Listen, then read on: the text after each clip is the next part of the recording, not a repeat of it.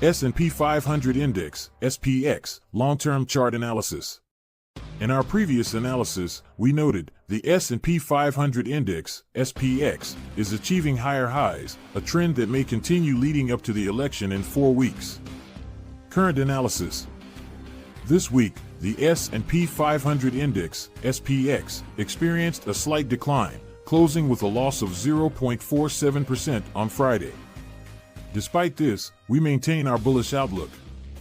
The 200-day moving average has been effective in halting downward trends since early August. The Conservative S&P 500 strategy aims to shield investors from bear markets by withstanding short-term downturns without triggering sell signals. In contrast, the short-term report offers a detailed analysis of short-term indicators. Our conservative approach relies on long-term chart analysis and remains unaffected by emotional reactions or news events. This is a long-term strategy designed to accommodate market fluctuations without attempting to time every minor movement. We currently hold a bullish position in the Rydex S&P 500 Nova Fund, RYNVX, or similar S&P 500 index funds or ETFs like SPY. S&P 500 Index, SPX, and current chart analysis.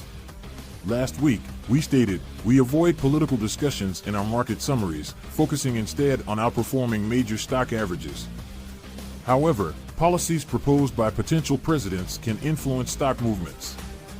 This week, investor sentiment remains bullish, with global events and domestic political developments unable to significantly impact stock prices. The S&P 500 Index, SPX, has achieved 47 new high closes in 2024, highlighting strong investor optimism. The bull market persists robustly. However, the disparity between market uncertainty and low volatility suggests that unexpected shifts in inflation or economic growth could trigger volatility spikes, complicating monetary policy efforts by the Federal Reserve and other central banks. The stock market is entering a traditionally volatile month during an election year, with expectations pointing towards continued upward momentum. Potential policies such as universal tariffs by Donald Trump could negatively impact stocks, particularly large-cap stocks, whereas tax rate reductions might alleviate investor concerns. Economic reports influencing the market this week. The 10-year U.S. Treasury yield surpassed 4.1%, a peak not seen since late July, as hopes for immediate Fed rate cuts wane. Upcoming Fed official appearances will be closely monitored for further policy insights.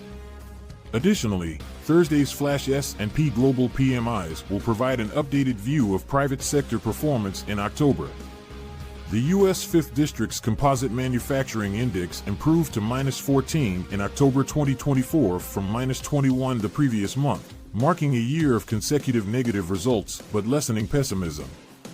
U.S. existing home sales dropped by 1% to an annualized rate of 3.84 million in September 2024, the lowest since October 2010, with declines in most regions except the West, which saw an increase. Mortgage applications decreased by 6.7% in the third week of October, reflecting a fourth consecutive drop and a 17% decline from previous figures, aligning with rising benchmark interest rates. The S&P Global U.S. Composite PMI rose to 54.3 in October from 54 in September, indicating solid business growth, driven mainly by the service sector. U.S. unemployment claims decreased by 15,000 to 227,000 for the week ending October 19, defying market expectations. Sales of new single-family homes rose by 4.1% in September 2024, reaching the highest level since May 2023. Orders for U.S. manufactured durable goods fell by 0.8% in September, although core capital goods orders increased by 0.5%.